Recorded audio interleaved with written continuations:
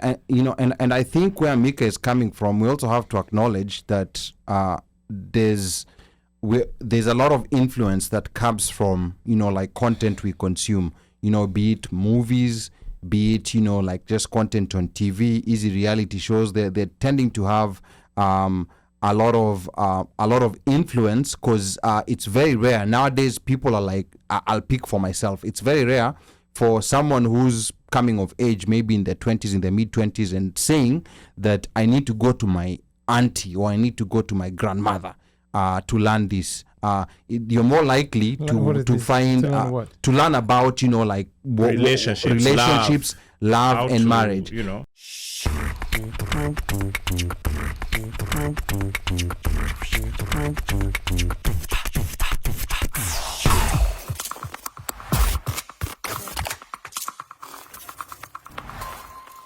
And we're simply, asking how our grandparents and ancestors practiced the art of love, and if American popular culture distorted African expressions of affection and romance in the world today, and when did public displays of affection become okay? Because let's be honest, like growing up, it was not normal.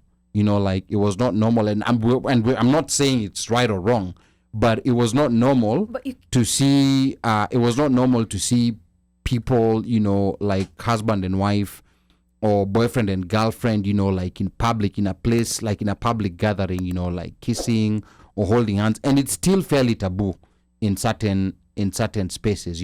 I'll talk about, and we have the different cultures in Kenya, and I'll talk for my culture specifically. Ukianza kuleta hizo vitu za public displays of affection in a gathering where utafukuzwa. But I think what level of PDA is taboo? Of course, people kissing in public. I mean, come on, to some people, I would say to a lot of people, even where it is quote unquote okay, people kind of frown on it. Kissing gani? Which kissing are we talking about? Bandio mic ya fungua mic ya Omosh. Which kissing are we talking about? Are we talking about the kissing ile ya French ama ile ya peck? No, we can even say regular peck. We uko hapo, uko na familia yako, wazee wako hapo na nini, yes. But you love your wife so much. So nikisimama nikienda choa peck before I go. Whatever it is. Come on, like that is petty too. No. I'm just saying. So unajua, see now we are trying to define. Yeah. Okay. But I get what Ali is saying. I do get what he's saying, right? I'm just saying, what I'm trying to say is, I mean, there is PDA that though it may make people squirm a bit, like it's like, oh, whatever, right? Like holding hands. Not all, like holding hands, push come to, like that's PG. Okay. Right? It becomes, when it really invades personal space that people are like, get a room. I'm not talking it to hapa. I think we need you're disrespecting us. There's that. The people might feel that, right? As parents, there's that generation. I know. Kuna zile vitu huwezi fanya. Like, for instance, I should not be able to do that with whoever I'm intimate with in front of their parents. That level, right? But I'm sure you can hold their hand. That will not be an issue. Even that, in some cases, unless it was the wedding itself. In some cases, that is considered disrespect. That's fine. I'm not. Yes. Okay, that's fine. I'll give you guys that to a good extent. I'll give you that.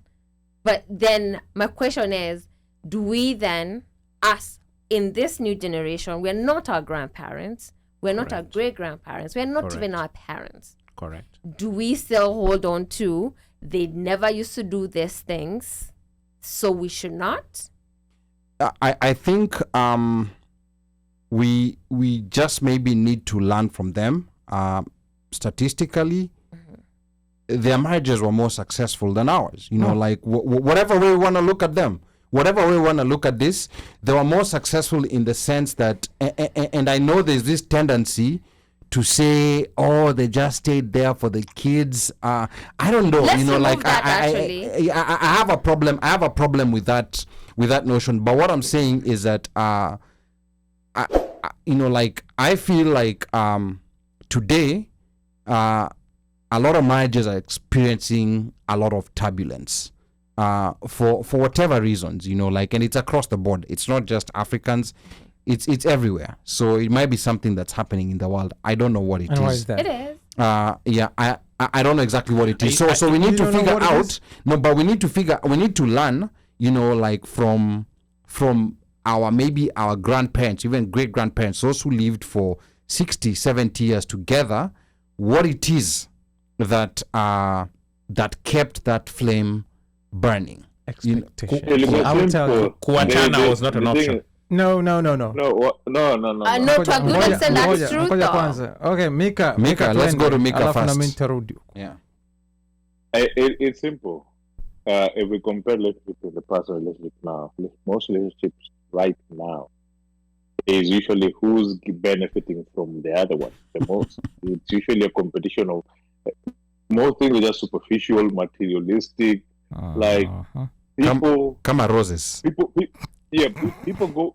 go for each other in terms of what do you bring to the table, right? Hakuna mtashaili na this is what I'm coming with. It's always what are you coming to me. Everybody's always asking. Everybody wants the bigger, better, more prettier, more handsome, richer partner than they could get. As everybody feels like it's the basic fundamentals of loving each other, taking care of each other, respecting each other as a local relationships. People now take something like you start to see people asking that I want somebody to be submissive to me. I want somebody to be. People think that loving with acts of services, being submissive to your partner, you're being unatumiwa, like why you so old-fashioned, why I say evil. People don't understand that two people can love each other and figure out a way that works for them, and it works for them. It's not supposed to work for them how it works for you. We have a commercialized, guided way on how relationships in Afakukua. From reality TV, internet, storybooks, we have been guided on how Meals and bones. Sorry. Yeah, we have forgotten where we are supposed to be. If you just went back to the simple things of unapenda mtu, anakupenda, mtu unampenda, vile unajipenda, you want them to be happy. Just make each other happy and live. Yeah, and I think where Mika is coming from, we also have to acknowledge that there's a lot of influence that comes from content we consume. Be it movies, be it just content on TV, easy reality shows. They're tending to have a lot of influence because it's very rare nowadays. People are like, I'll pick for myself. It's very rare for someone who's coming of age, maybe in their 20s, in their mid-20s, and saying that I need to go to my auntie or I need to go to my grandmother to learn this. You're more likely to find to learn about relationships, love and marriage. You're more likely to go find a video that says 10 steps to a successful marriage, or 10 reasons that make you know that he likes you.